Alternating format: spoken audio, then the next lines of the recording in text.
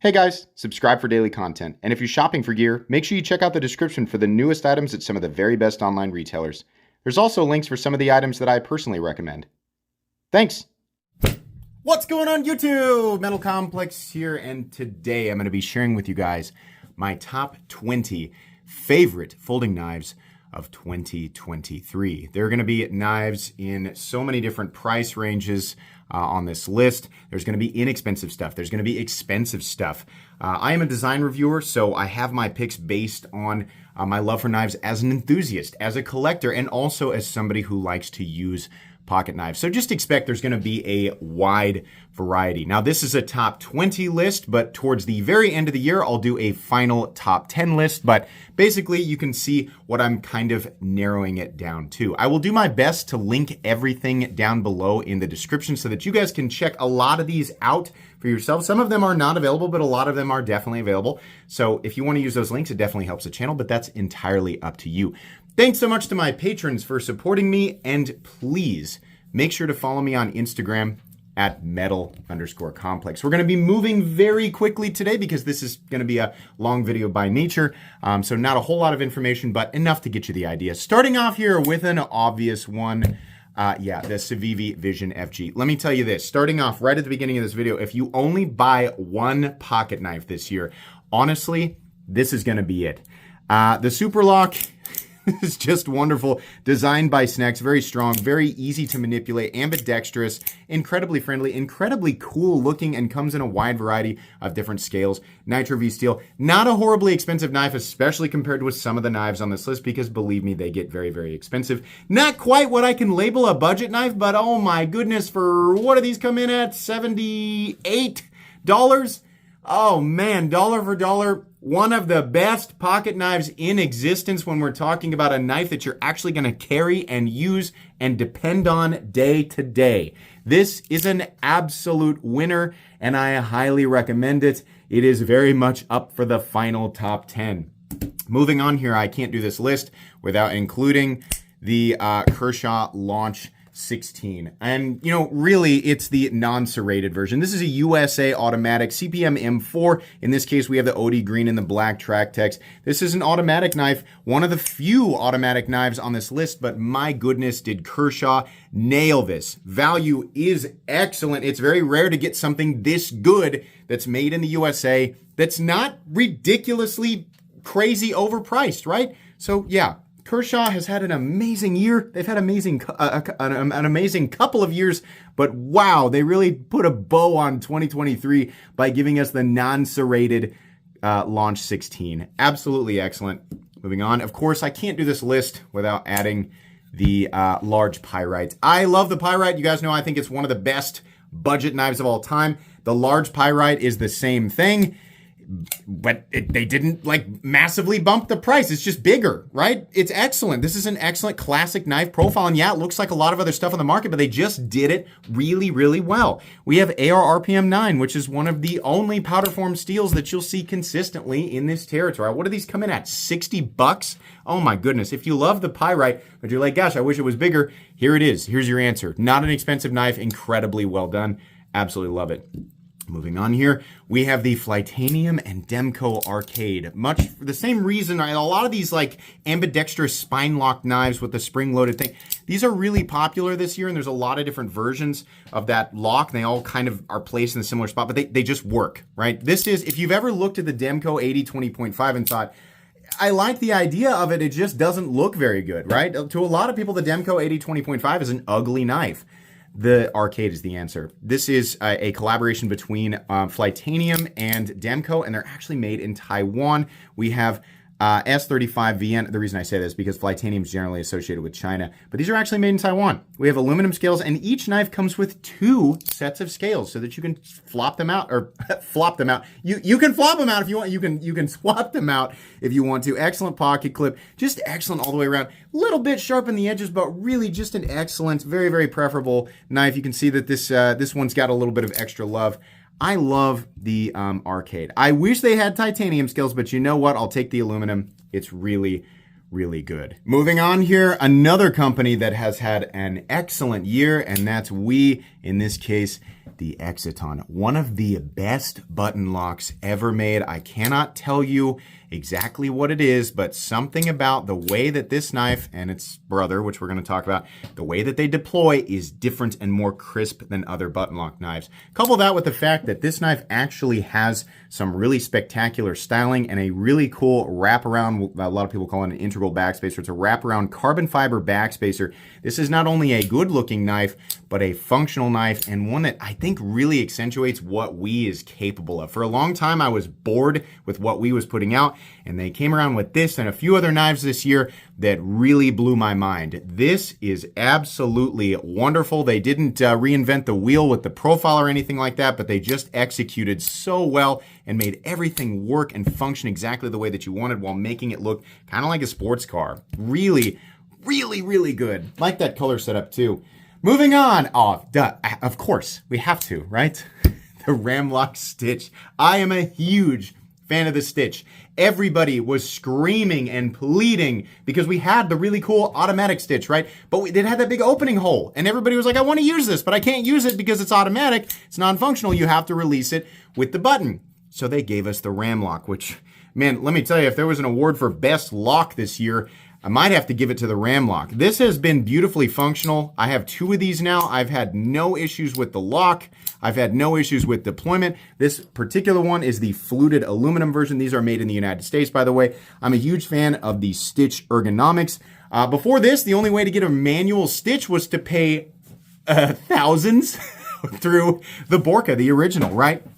This is a godsend, and the fact that Microtech is pricing these how they are, I think is nothing short of a miracle. This is an absolutely spectacular knife. It's definitely a chunky boy to carry, but man, it'll put a smile on your face every single time you get it out of your pocket to use. The ergonomic lines in particular are hand-melting perfection. These are my favorite ergonomic lines of any pocket knife that exists, period. Absolutely wonderful. Moving on here, change of pace, something a little less expensive. The Miguron Moyarl. This is a major underdog for 2023. In fact, I have a feeling a lot of people are going to be really surprised it's even on the list. This is a beautifully ergonomic knife.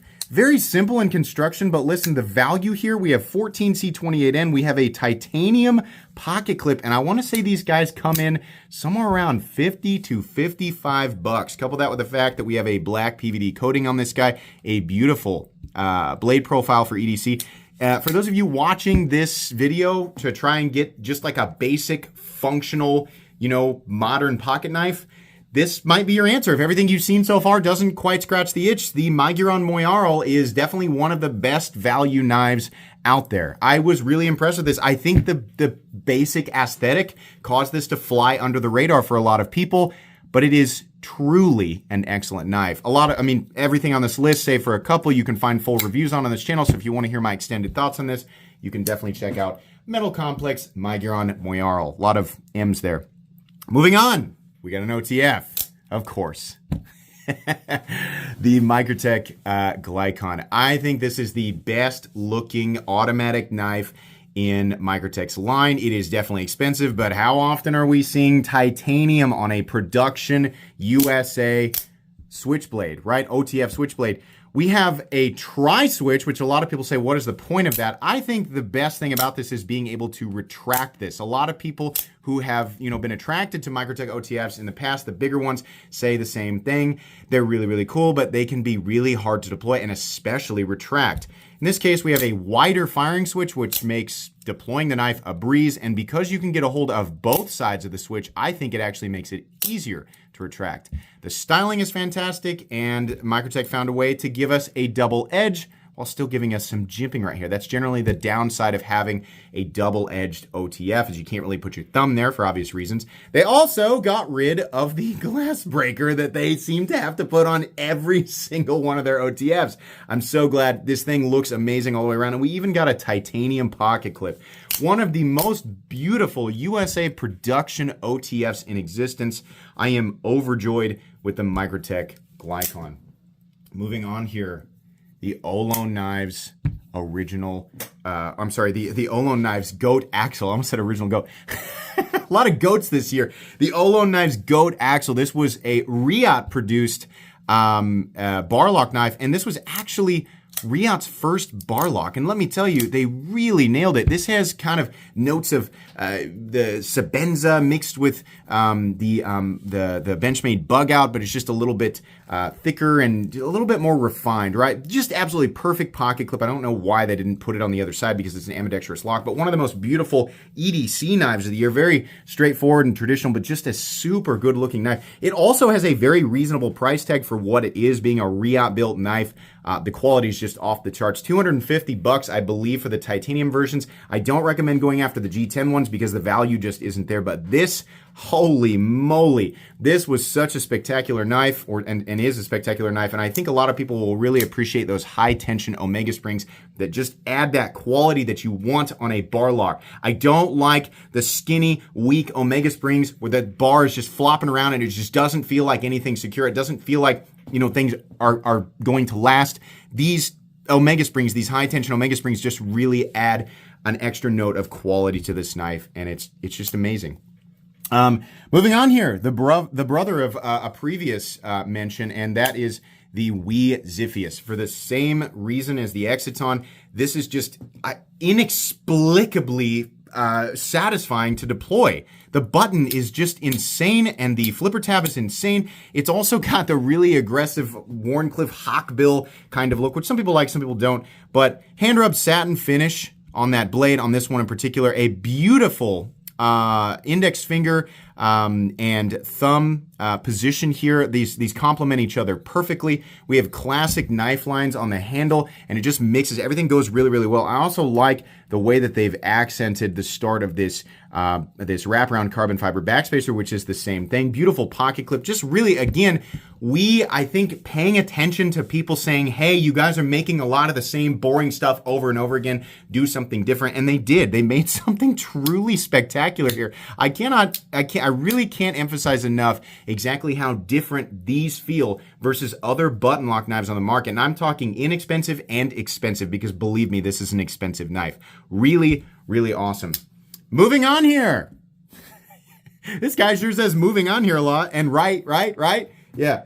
The Riot XOM. This knife, for some reason, it's really hard for people to wrap their heads around the fact that, wrap their heads around the idea that a gravity knife could be a good EDC knife. The only thing holding back the original Riot XO was the fact that the frame didn't lock. So the thing was just flapping around in your pocket. It's really unsafe, right? This is cool. It allows you to, now these aren't legal everywhere, but if they are legal, it allows you to carry a double-edged knife, because it truly is double-edged. It depends on the version you get. But you can get a double-edged version of this. It allows you to carry it without worrying that the thing is not going to deploy, because really the other option for carrying that mostly is just in an OTF, like an automatic frame. And sometimes those don't deploy and you have to clean them out, right? Not that big of a deal. But in this case, you're just relying on gravity. And on top of that, the lock is actually very strong. What's holding this all in place are these two pill-shaped pieces of metal here that are locked on all sides. So it's actually very, very secure. In this case, we have 3V. You can also get them in LMAX, but titanium and micarta. And again, not that crazy on the price tag considering what it is and the fact that it's made by Riot. Definitely one of the more interesting knives, and I think this has really, truly been an excellent EDC knife. The pocket clip is great. It's got a little bit of rattle unless you're squeezing it, in which case it has no rattle. That's the sound it's going to make when you're actually using it. It really has been absolutely spectacular. So if you look at this and you think gimmick, yeah, a little bit, but it also makes for an excellent tool. And, you know, if you're watching this video, if you are shopping for knives in this territory, I think you kind of expect a little bit of both, right? Moving on here, I think another knife that a lot of people wouldn't expect to be on this list. I was just so impressed with this because it exhibits quality that we normally only see at a much higher price point. This is the Artisan Cutlery Satir. I know that I'm probably still messing it up. I've pronounced it a few different ways. You can pronounce it however you like. I'm going to tell you right now, this doesn't have any, you know, profiling or aesthetic like that hasn't been done before. The handle profile, the blade profile, it's all been done to death. What's really great here is the fact that Artisan Cutlery is giving us CPM S90V and also giving us that beautiful, absolutely beautiful sand wash, I think is what they call it, or sand polish. This is sort of in between your belt satin finish and your mirror polishing. On top of that, we have a beautiful EDC profile for the blade, nice and thin. S90V is, in my opinion, probably the best steel that you're going to get, for your, really hard like stainless compositions.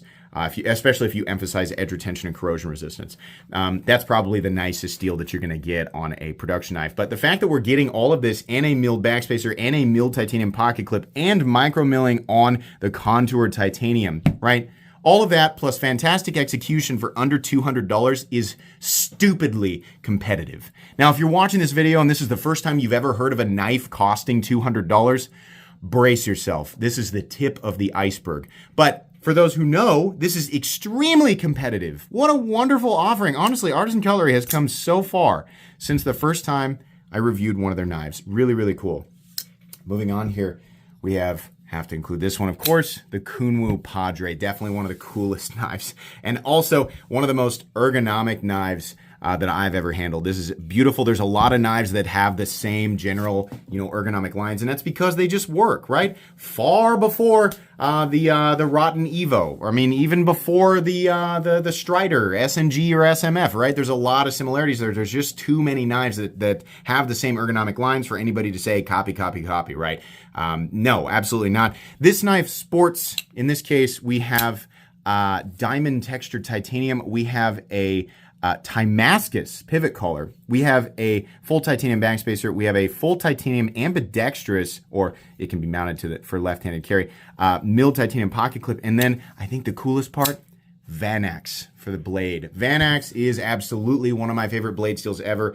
Incredible corrosion resistance. You basically don't have to worry about corrosion at all with Vanax. Couple that with the fact that we have a full size, like a beefy boy, but still incredibly slicey for the blade geometry. This is just a cool looking, hyper functional, high performance knife that is almost impervious to corrosion because of the titanium frame and the combination of Vanax steel for the blade. Really great at $300, right around there. I think this is a really, really excellent offering. Shifting gears again and going back to something that is nowhere near as expensive, and that's the super interesting and definitely underrated Kaiser Brat. What is so special about that? Another button lock. You're going to say it's a great EDC profile and has a really good EDC blade. Yeah, the fact that it has an integral G10 frame, we don't see this. What's the benefit there? Not a whole lot. Ease of maintenance, I guess, but really it's just cool factor because we really don't have anything like this that's on the production market, especially at this price point. What is this? What is this? 80, 85 bucks? We do have a fantastic EDC profile for both the handle and blade, and we also have 154 cm for the steel. Really good. It's a button lock and it flips really well, and it works really, really well just all the way around as an EDC knife, but it's just cool that it's one piece of G10. The steps involved with maintaining this knife are it's almost nothing, right? Because it's really just the pivot. Most of it, you just blow it out and you're good to go, right? You really don't even have to take it apart, but there's just nothing to lose on this. There's nothing to really come out, right? The pocket clip and the pivot, that's really it. It's just really cool. I really wish I got a little bit of stick on this guy, truthfully, but it does wear itself out, right? It's only every now and then if I deploy it really, really hard, and eventually I won't have to worry about it. I've also tested this knife a ton on the spine, and this is one of those button locks that actually locks out super solid. This has been a fantastic EDC knife, and honestly at 80, 85, even if they're 90 bucks, I honestly can't remember. This is a really, really awesome knife. Value is definitely here, especially if you like the idea of the frame being one solid piece of G10 versus two pieces of G10 or whatever. Moving on here, definitely probably the fan favorite from Microtech releases in 2023, and that is the Microtech MSI with the ram lock. We actually got a USA-made, super impressive Microtech knife for $250. Is that what this is? $250? You can get the same thing in the FRN or injection mold plastic for about $175, which honestly isn't a bad idea, especially if you are considering customizing this knife down the road, because believe me, custom parts are coming. Those aftermarket part makers have definitely taken notice of the popularity of these and the rate that Microtech is actually pumping these out.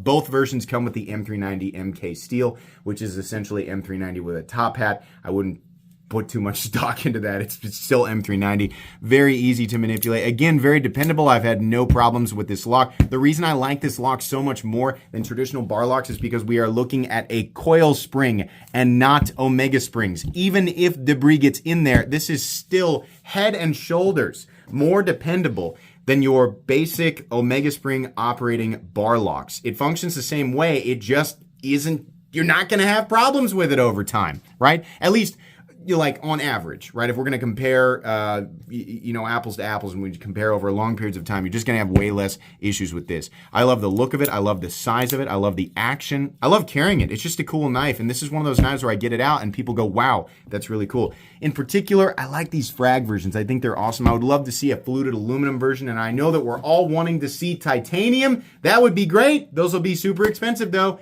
because these are made in the United States. So really awesome stuff from Microtech and well deserving of a spot on this list. Moving on here, perhaps the biggest eye-opener for me when it comes to WE knives, that's going to be the hyper impressive WE Cybernetic. I had WE knives in a certain tier in my head, and it was an impressive tier. They are certainly capable of producing some really awesome stuff. And honestly, with the Ziphius and the Exiton, at least that's how I pronounce it, I was like, wow, they're capable of a step up. No, they had something else up their sleeve. I don't know if they actually use the same machines to make this or if they switch gears and use different processes, but this is on a whole different level. The execution and just general quality of this knife is simply some of the best that I have ever seen from WE, and really it bumped them up as in my mind, a true machining and execution competitor to companies like Riot or Reich or Maxace that have exhibited, some of the better qualities for so many years. I could not believe that this was made by WE. We have some of the most stylish, futuristic looking lines. Really, I'm shocked that it wasn't an integral, but I mean, just look at this. This is unreal. Now, unfortunately, it's just a front flipper only. I think they really should have made this a flipper, right? But God, it's so beautiful. The lines are so clean. This is an expensive knife. But listen, if you're going to spend a lot of money on a WE knife, this is one of the best choices you can make. You have a few different options, but this Silver Bead Blast is always my number one choice. I think that really matches the price point the best. So that's what I would recommend. Moving on here, the only overbuilt knife on this list. Now, a lot of people are going to say that came out in 2022. I'm going to correct you. The prototypes came out in 2022, but this knife was not actually released as a retail knife until 2023, and that is the Riot T1000, definitely. Now, obviously, this is not a knife for people looking for a simple utilitarian economic cutting tool. That should be obvious. We shouldn't need to say that, but I know I can't help some people from aggressively missing the point here and leaving that comment anyway, so whatever you got to do. I like overbuilt knives, but they don't usually impress me all that much because they're mostly the same thing. Big and chunky, ha ha ha ha, yeah. Okay, well, this has got something a little bit different here. Number one, it's made by Riot, which honestly wasn't what I expected them to do. I really never saw this coming. The blade stock is about 1/4 inch or very close to 1/4 inch, by the way, in this case 3V. And this is, if you're wondering why all the Zerkatite, this is the Cranes Cutlery exclusive, so this is a much more expensive version of this knife. I think the standard versions came in at about $500. But this has, I know it's got a different name. I keep referring to it as the Frankenstein lock because it's not just the frame lock. We also have additional points of contact with these huge external stops here. And then you can also lock the blade further by pushing these two pins in. This is truly an overbuilt knife. It is truly locked out in a way that what you would have to do to this knife to get the lock to disengage or fail is far beyond anything that you would generally expect from a folding knife. Right. Also, the way that you disengage that lock is really cool. This little backspacer pad here is spring-loaded, so you push it up and then release it, and those pins come out, and then you can disengage the frame lock. The flipping action on this, which, by the way, a flipper overbuilt knife is also kind of a weird thing. It works really well. The D10 is tuned perfectly. This is a thing to behold. For people who like overbuilt knives and they also want their overbuilt knives to exhibit, the qualities that we expect at this price point, right? this is going to be the one for you. This is probably the most precision and most impressive overbuilt or super chunky thick knife that's out there. And it just has that extra stuff. Now, some people aren't going to like the busyness here, and that's perfectly fine, right? You like what you like. But overall, I just find this knife to be so infinitely impressive for what it is. Again, it's completely over the moon when it comes to just carrying a good cutting tool. The people who are going to buy this are looking for things that far exceed the parameters of general utility, right? That is what it is. I know that's hard for some people to understand, but that's just what this is. I wish that opening hole was accessible in the closed position. And sometimes when you lay this thing down, as you saw there, it pushes one of the pins in and keeps it from disengaging, because you absolutely cannot disengage the blade while those pins are pushed in. Even if you move this lock bar out of the way, it's just not going to go. So there's a couple extra steps there, but pretty cool considering most overbuilt knives have a secondary pin that is not attached to the blade. That's how you get that extra point of contact there, and you have to actually screw it in manually. This has got two pins and they're attached to the blade, and they just move out of the way or move back into position, right? Really, really cool. I've never seen anything like that. Moving on here, we're definitely getting into some expensive territory. Definitely one of the most expensive knives on the list, but my goodness, is this impressive. This is the Hoghouse Veli. Wow.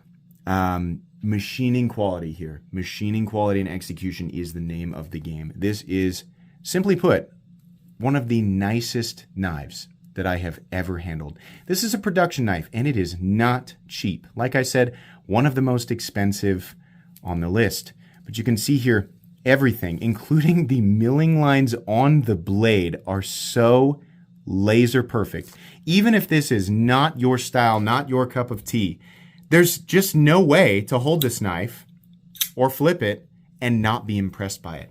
You can feel it. It's one of those things where looking at it only goes so far. You can only really assess the quality so far by looking at it.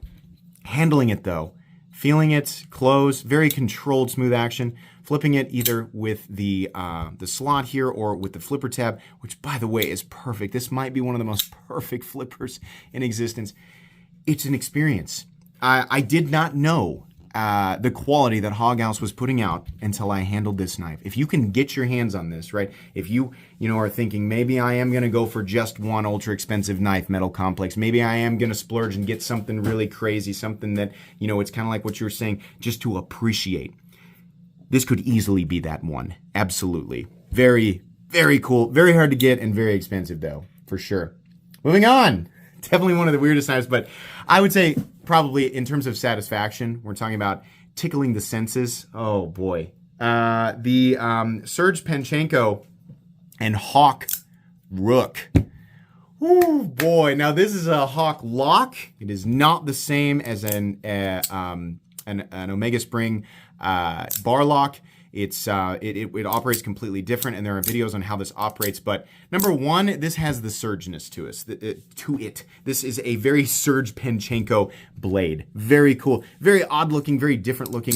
Disengaging that lock and then flipping that knife, there is nothing else on the market that feels like this. It is very different than a typical flipper, and the lock is also incredibly strong. You're not going to get a lock from Hawk or designed by Hawk knives and not have it lock out completely solid. If you don't know anything about Hawk knives, I would suggest that you do research them for sure, because they're known for making some incredibly innovative and super strong locks. These are just super cool. Now, these are custom knives. They are made in the United States, and they are very difficult to get. So this is not something that you can just go find for $200 on Blade HQ. It's not going to be the case, but I still have to include it, right? Like I said, the fact that it is difficult to get and expensive will not exclude it from this list. Simply put, it's just one of my favorites. I'm really happy that I had so many USA knives this year, even if they ended up being kind of ultra expensive. It was nice to have so many things. This is just one of those knives where once you see it, especially after you handle it, you'll never forget it. This is very, very cool, and it's one of my favorite offerings from Serge that I've ever handled. I was lucky to pick one up, and I'm lucky to have this in my collection. I will cherish it forever. Very, very cool. And then finally, oh boy, in my opinion, this is their greatest accomplishment. Their greatest accomplishment. And it's no surprise to me that this was a collab with a very well-known company. That knife, oh boy, this is the Integral WE and GTC Solid. Now, you might look at this. A lot of people say that looks like robot poop. I took the joke from you. Gosh darn it, Metal Complex. I was going to get 26 likes for that. And you would have pinned it. Yeah, everybody makes the same joke. GTCs always look like this. This is a collaboration between GTC and WE. A lot of people are going to say, that looks like that ZT knife from a long time ago. Yeah, because that ZT knife was a collaboration with GTC. What we have here is a silver bead blast finished Integral. That's right, an Integral with the GTC spring-loaded flipper tab. Oh my goodness. I did not know. Again, the previous one from WE, the Cybernetic, was very impressive, but I did not know that WE could do this. I knew they could make an Integral. I did not know that they could machine like this. I did not know they could polish like this. I didn't know that they could integrate GTC's flipper tab and make it so perfect. I mean, the fact that we got an Integral, making an Integral out of G10 is one thing. Milling the entire frame from a single piece of titanium and then making the exterior look like this and accommodating for all of GTC's ridiculous lines and still having the thing come in under $450, which a version of this actually, this is a $450 version. There is a version that comes in at $425. I understand that's a lot of money, but believe me, that is hyper competitive. This is so impressive. I never expected. I saw a picture of this and thought, that's really cool. It's definitely, I never thought it would be an Integral. No, it was an Integral. Stupid impressive. If you don't like how this looks, that's perfectly fine. But man, if you like Integrals and you like GTC knives, this is the nicest GTC design you can get outside of buying a custom, which is going to cost you a lot of money. That's going to conclude my list of the top 20. What's that? I left one off the list. Oh, that's right. Yeah, the knife in the thumbnail. But you've already gone through 20. You can't include it now. Yes, I can. Let's call this a top 21 list because, of course, I'm not going to exclude this. Brian Winters is just sweating right now. This is the brand new, I literally just unboxed this, but I've had it for a bit. This is the brand new Winterblade Co. Severn. Oh man, where do I even start with this? I did not understand initially what he had created. Initially, I thought, okay, so what? It's just it's a bigger factor because it absolutely is. What he has here is a combination bar lock and spine lock that does have some magnetic elements, but like some other locks that are similar, and he talked about the patent and how long ago he had started this, and it was a long time ago, right? So a lot of these things were all coming to surface at the same time. But what he's implemented here is a way of manipulating this lock that is similar, I guess, to the Shark Lock in that we have manipulation zones on either side, but also on the spine. We have this little spring-loaded tab back here. So the number of ways that this knife can be deployed and manipulated is simply absurd. It is absurd, and perhaps the most accommodating knife when it comes to right and left-handed or ambidextrous people. But Metal Complex, surely that's hyper expensive. Actually, he's planning on releasing 3 different foundations, I guess, for this knife. We will have 14C28N and aluminum, perhaps even another material for a more budgety version. And then we'll have titanium and M390 or MagnaCut and probably some other versions for a more expensive version. That means that you don't have to be the most hyper-vigilant and wealthy knife collector in the whole world in order to get your hands on this thing. The size of it is wonderful. The blade profile is wonderful. The overall execution of this knife and the quality are wonderful. I don't think anybody has ever managed to cap out fidget factor the same way as Brian Winters did with the creation of the Severn. On top of that, look at this. This is lasered, by the way, but oh my gosh, how cool. We have this bacon laser M390 blade. It's just hyper futuristic, freaking sheep's foot, Warncliffe, I don't know, choppy laser robot boy. I have no idea. green titanium in this case. He also released magenta aluminum. Like, Brian Winters is a wizard. And every time anyone gets anywhere near his level of impressiveness, he's like, oh, let me reach in my magic bag full of hyper innovative stuff that blows everything else away.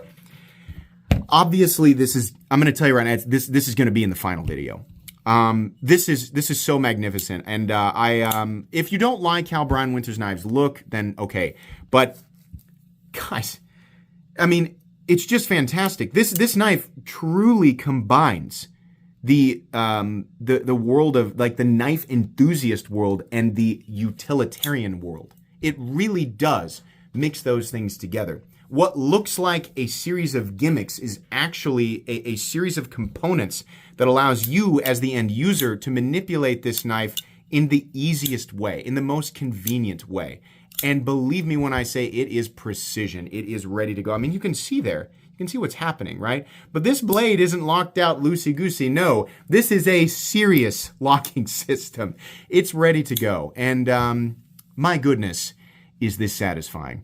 There are no other knives on this list I was going to take off. I considered doing, a top 20 and removing this knife or that knife. This knife was going to be on the list no matter what. But the other knives truly deserve to make this list. And if you're thinking, hey, you left this knife off or you left that knife off, one of two things. Either, I just wasn't able to get to it because, believe me, running this channel is busy. I've uploaded 2 uploads a day for over 4 years and I've never missed a day. And I really did review 260 plus individual knives this year. I simply cannot get to every single release. The other, possibility is that I reviewed it and just didn't like it enough for it to be on the top 20, perhaps a top 50. In fact, if your favorite knife was not on this list, just assume it would make it if the list were longer. But as of my own personal top 20 this year, these are the knives. So stay tuned for my final end of the year absolute top 10 best of the best. But all of these knives are currently in the running. That's going to be it. Like I said, everything that I can link will be linked down in the description. Please make sure to follow me on Instagram at metal_complex.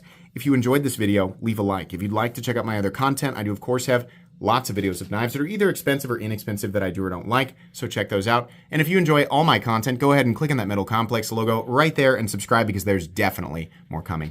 Thanks again for watching, everybody, and have a great day.